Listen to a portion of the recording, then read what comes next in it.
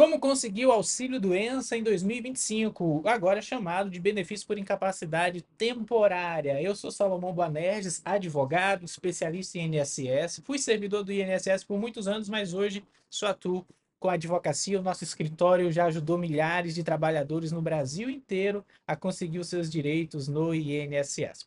Se você gostou desse conteúdo, já deixa o joinha logo no início para não correr o risco de chegar no final e acabar esquecendo, tá bom? Aqui eu vou falar tudo o que você precisa saber para conseguir o seu auxílio-doença ou benefício por incapacidade temporária em 2025 no INSS. Muita gente acha que, ao ser diagnosticado com uma determinada doença, já tem direito ao benefício, tá? Mas essa ideia pode trazer muita frustração. Por quê? Isso ocorre porque, quando falamos em benefício por incapacidade, o que realmente importa não é a doença em si, não é o código no laudo médico, mas sim o impacto que essa condição na capacidade de trabalho da pessoa vai gerar. Então não basta só você estar doente, você tem que estar incapacitado para o trabalho. Comenta aqui qual é a sua doença, tá? Depois eu vou fazer um videozinho falando especificamente se a sua doença, se a sua limitação, ela dá ou não direito ao benefício no INSS. Comenta aqui, tá?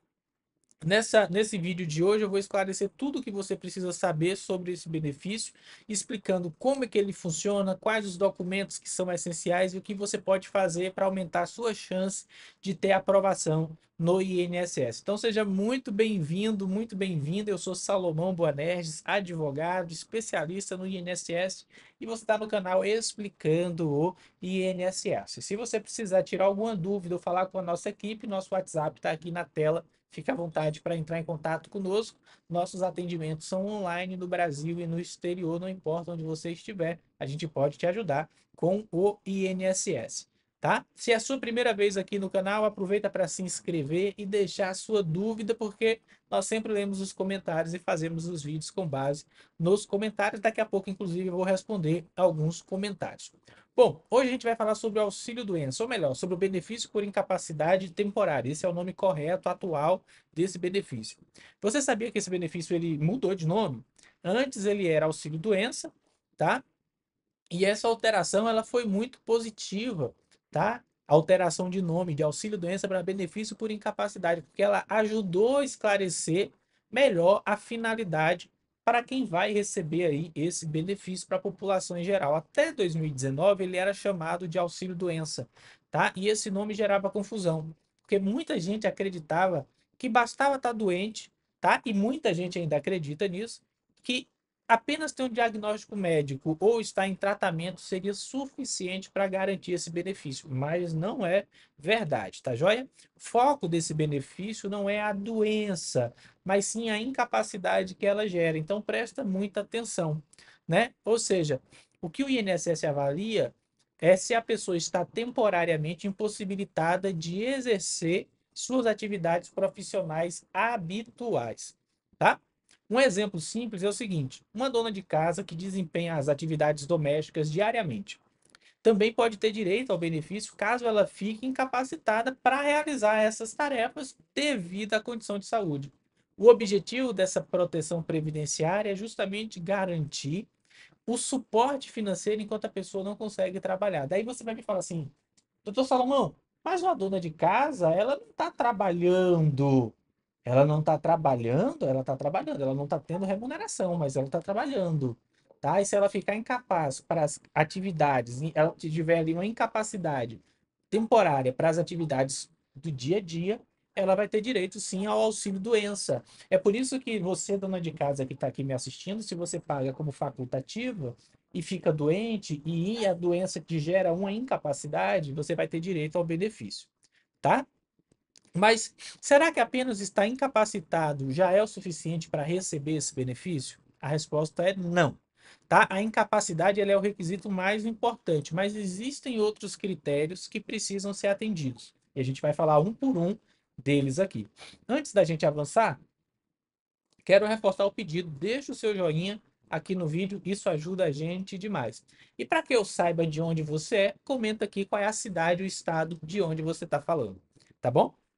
Avançando um pouquinho mais, para ter direito ao benefício por incapacidade temporária, é necessário comprovar a incapacidade temporária para o trabalho ou para as suas atividades habituais, mas também é necessário ter qualidade de segurado, ou seja, está em dia com o INSS. Está pagando o INSS? Tá? Não está? Se não estiver pagando, você tem que estar no que nós chamamos de período de graça. O período de graça é aquele período em que, mesmo sem pagar o INSS, você está protegido pela Previdência e vai ter direito a todos os benefícios. Tá joia? O período de graça ele pode ter 6 meses para quem é facultativo e pode ser de 12 meses a 36 meses para empregado doméstico, tá? Então, é necessário analisar a sua situação no INSS para determinar exatamente se você, caso não venha pagando, possui o período de graça, está no período de graça ou não. O ideal é que você sempre contate aí um advogado especialista em INSS para te dar esse suporte. Além de ter a qualidade de segurado, é necessário cumprir, em regra, 12 meses de carência, ou seja, ter feito pelo menos 12 contribuições. E aqui nós vamos a alguns exemplos. Imagine a pessoa que foi diagnosticada com síndrome do túnel do carpo, que precisa se afastar do trabalho temporariamente, mas há previsão de recuperação. Esse caso se encaixa no critério de incapacidade temporária, tá? Outro exemplo clássico é alguém que passa por uma cirurgia. Durante o período de recuperação, o médico determina um período de afastamento do trabalho. Como há uma previsão para melhora, essa pessoa também pode se enquadrar nos requisitos para receber esse benefício temporário, tá? Se a incapacidade for permanente, aí a gente está falando de uma aposentadoria por incapacidade permanente. Mas aqui a gente está tratando nesse vídeo só do benefício por incapacidade temporária, ok? Porém, além da incapacidade, é essencial manter a qualidade de segurado no INSS. Isso significa que a pessoa precisa estar contribuindo para a Previdência ou dentro do chamado período de graça, que eu já expliquei aqui para você, que é o tempo em que, mesmo sem contribuir, mantém todos os direitos previdenciários. Agora que você já sabe os principais critérios para solicitar esse benefício, continua aqui comigo que a gente vai entender ainda mais os detalhes e tirar todas as suas dúvidas sobre esse assunto, tá? Você sabia, por exemplo, que existem casos que é possível manter a qualidade de segurados no INSS mesmo sem pagar novas contribuições? Isso vai acontecer no chamado período de graça, um prazo em que o segurado continua tendo direito aos benefícios do INSS mesmo sem realizar novos pagamentos. O tempo desse período de graça varia de 3 meses a 36 meses, dependendo aí da situação de cada pessoa. Mas atenção, não é todo mundo, não são todos os que têm direito ao prazo máximo de 36 meses, tá? Sem contribuir. Esse tempo estendido é reservado a casos específicos, como segurados que já contribuíram por muitos anos ou que estão desempregados formalmente. Então, normalmente, quem chega aos 36 meses de período de graça é o segurado desempregado que recebeu seguro-desemprego e que pagou o INSS por mais de 10 anos. Tá joia? O tempo desse período, então, é de 3 a 36 meses, mas a regra é 12 meses para a maioria dos trabalhadores. Outro ponto essencial ao solicitar o benefício é a carência, tá? Ou seja, o número mínimo de contribuições exigido para ter acesso aí ao auxílio doença ou benefício por incapacidade temporária. Sem essa carência, mesmo que a pessoa esteja incapacitada, ela pode ter o pedido negado. Porém, há exceções. Então, olha só o tanto de detalhe que a gente tem aqui. Em casos de doenças graves reconhecidas pelo INSS, a carência ela é dispensada. Significa que, para essas doenças, não é necessário ter feito o mínimo de 12 contribuições. Alguns exemplos são a neoplasia maligna, o câncer, tá? Cegueira e outras condições listadas na legislação do INSS. Mas atenção, ter uma doença grave não garante automaticamente a concessão do benefício, tá? Muitas pessoas não sabem disso e acabam aí se frustrando ao ter o pedido negado. O critério principal para a concessão não é apenas o diagnóstico da doença, mas sim a incapacidade para trabalhar. Tem que ter incapacidade para trabalhar. Às vezes a pessoa acabou de descobrir um câncer e nem começou o tratamento ainda. Ela ainda não está incapaz para o trabalho.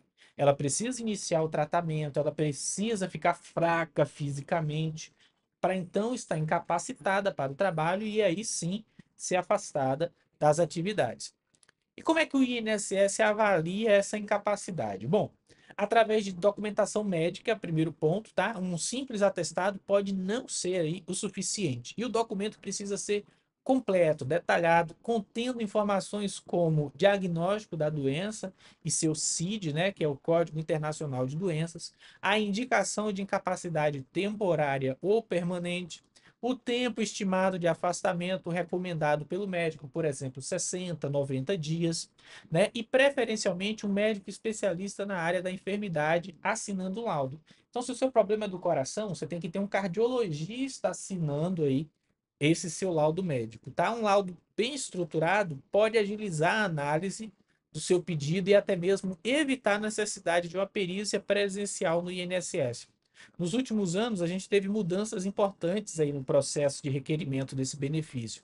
Antes, o benefício por incapacidade só era concedido após uma perícia obrigatória. Hoje, porém, o INSS adotou um sistema chamado Ateste Médico, que permite a análise apenas com um atestado médico, só com a documentação, sem necessidade de uma perícia lá no INSS.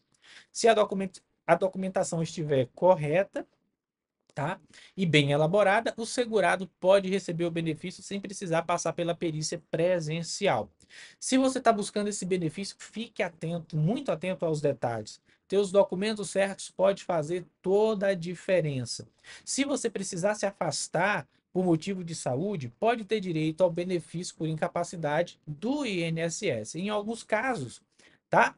O pedido pode ser aprovado apenas com o laudo médico, sem a necessidade de passar por uma perícia médica, como eu acabei de falar para vocês. Então, para isso, o laudo deve estar completo. Eu vou repetir aqui: tem que ter o diagnóstico da doença com o seu CID, a comprovação da incapacidade que impede o trabalho e o prazo estimado aí para recuperação.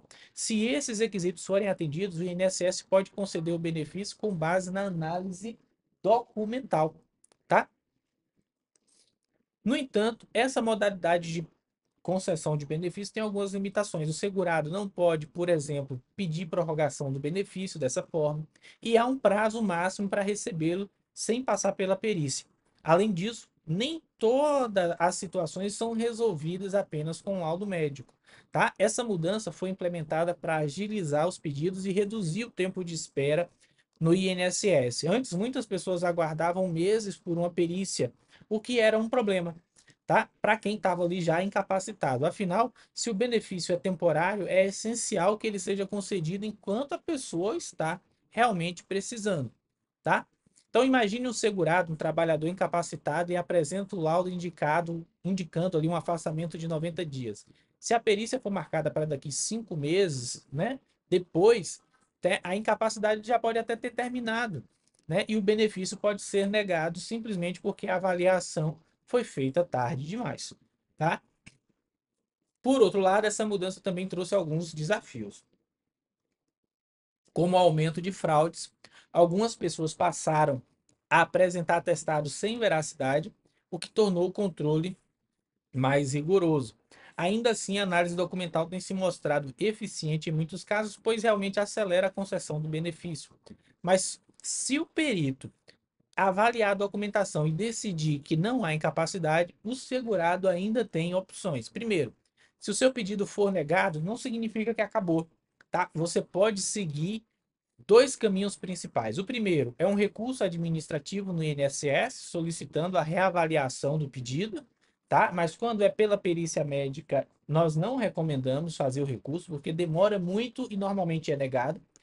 E aí, a orientação que nós lhe damos é uma ação judicial onde o caso será analisado por um juiz, tá? E por peritos especializados. Nesse caso da ação judicial, você vai precisar da ajuda de um advogado. E se é esse o seu caso e você precisar da nossa ajuda, nosso contato está aqui na tela. É só você nos mandar uma mensagem, vai ser um prazer te servir. Não importa de que lugar do Brasil ou do exterior você esteja falando, nós atendemos segurados trabalhadores do Brasil e do exterior sem problema algum. Afinal de contas, o atendimento do INSS é todo online, todo digital, tá joia?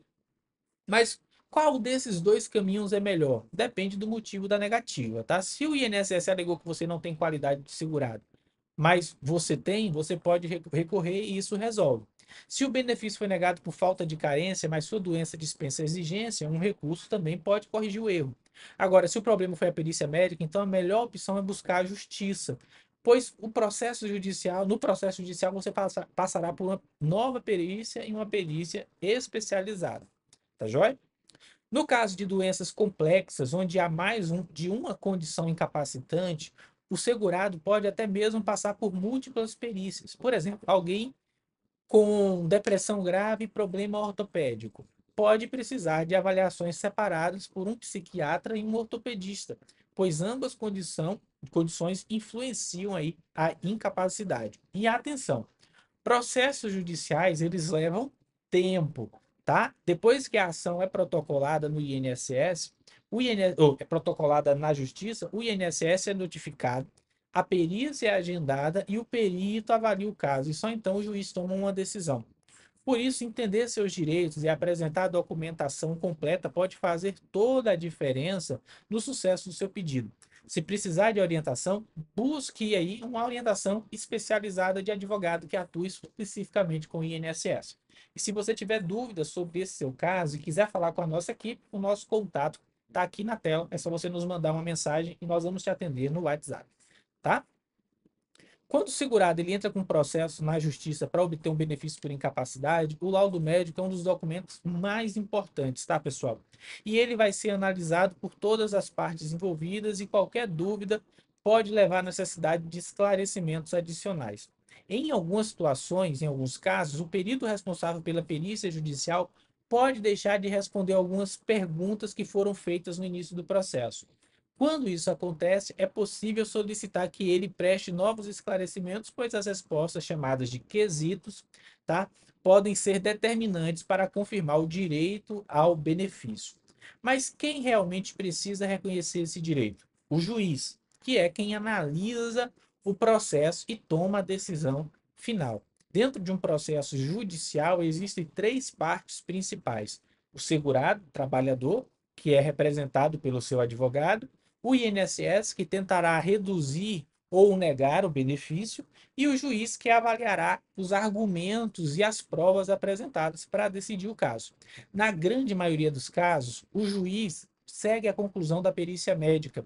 Se o perito atesta que a pessoa está incapacitada por um período específico, o juiz geralmente concede o benefício por esse período.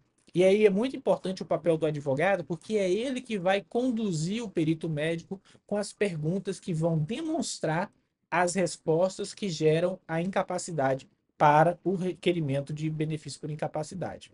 Mas há um outro cenário que acontece com muita frequência. O INSS pode oferecer um acordo, tá? Isso significa que, ao invés de recorrer contra a decisão da perícia, o INSS reconhece a incapacidade, mas propõe um pagamento mais rápido, geralmente com um pequeno desconto do valor total.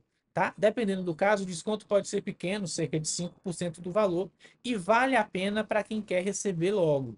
Mas em outros casos, a redução pode ser maior, exigindo uma análise aí mais cuidadosa.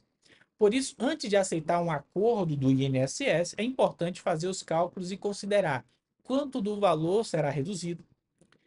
Esperar um pouco mais garantirá um pagamento maior? Será?